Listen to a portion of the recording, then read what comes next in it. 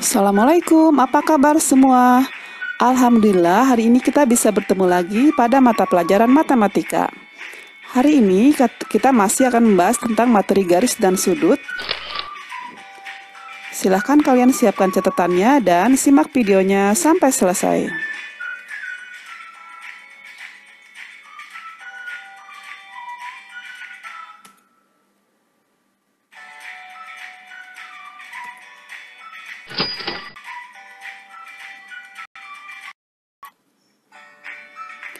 Kita mulai dengan mengenal sudut dan menemukan konsep sudut.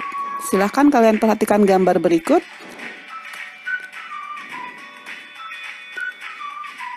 Dari gambar di samping, misalnya pada pemanah, sudut terbentuk antara tangan dengan badan pemanah. Pada kursi, sudut terbentuk pada tempat duduk dengan sandarannya. Silahkan kalian lihat pada gambar yang lain.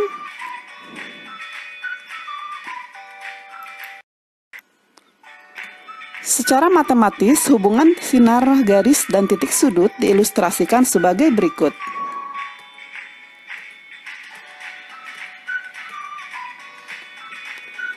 Suatu sudut terbentuk dari perpotongan dua sinar garis yang berpotongan tepat di satu titik, sehingga titik potongnya disebut dengan titik sudut. Nama sudut dapat berupa simbol alfa, beta, dan lain-lain, atau berdasarkan titik-titik yang melalui garis yang berpotongan tersebut.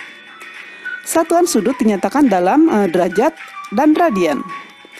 Penamaan sudut menggunakan huruf kapital. Dari gambar sudut yang terbentuk dapat dinamakan sudut APB, bisa disebut juga sudut P. Besar sudut P dilambangkan dengan M sudut P. Besar sudut satu putaran penuh adalah 360 derajat.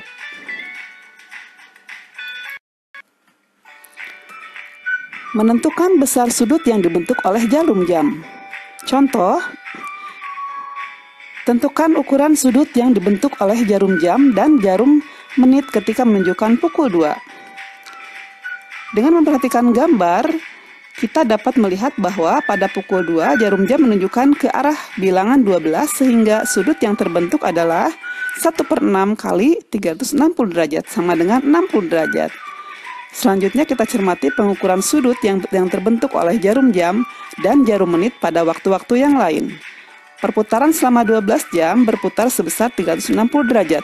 Akibatnya pergeseran tiap 1 jam adalah 360 derajat per 12, sama dengan 30 derajat. Jadi,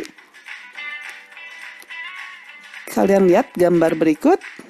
Nah, per 5 menit berarti 30 derajat dan seterusnya. Paham ya sampai di sini? Jenis-jenis sudut. Satu sudut siku-siku ukurannya adalah 90 derajat. Kemudian sudut lancip ukuran sudutnya antara 0 derajat dan 90 derajat. Sudut tumpul ukuran sudutnya antara 90 derajat dan 180 derajat. Sudut lurus ukurannya 180 derajat. Sudut refleks ukuran sudutnya 180 dan 360 derajat.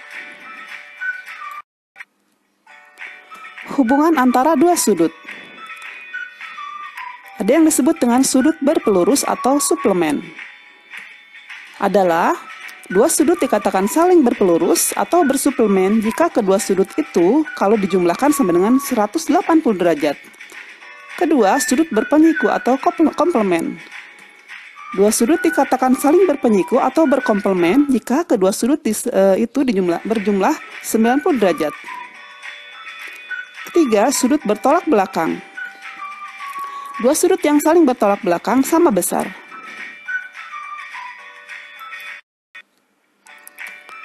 Supaya lebih jelas, mari kita lihat contoh soal berikut.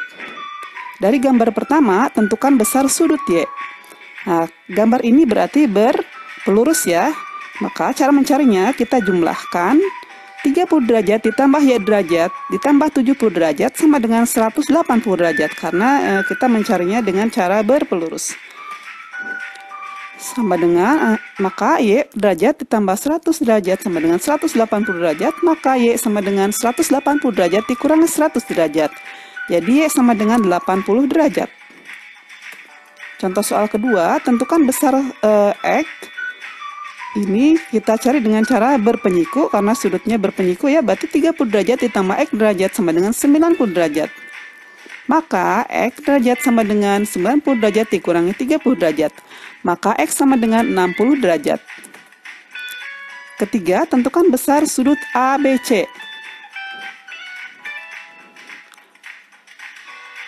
Yang pertama kita cari dulu dengan cara berpelurus, yaitu 100 ditambah A sama dengan 180 derajat. Jadi A dengan sudut 100 derajat itu berpelurus ya. Maka A sama dengan 180 derajat dikurangi 100, jadi A-nya sama dengan 80. Kalau A-nya sama dengan 80, A sama B itu bertolak belakang. A sama C itu bertolak belakang. Maka besar sudut A sama dengan sudut C sama dengan 80 derajat. Besar sudut B sama dengan 100 derajat karena B bertolak belakang dengan sudut 100 derajat. Paham ya sampai di sini? Terima kasih sudah menyimak videonya sampai selesai. Semoga bermanfaat. Assalamualaikum warahmatullahi wabarakatuh.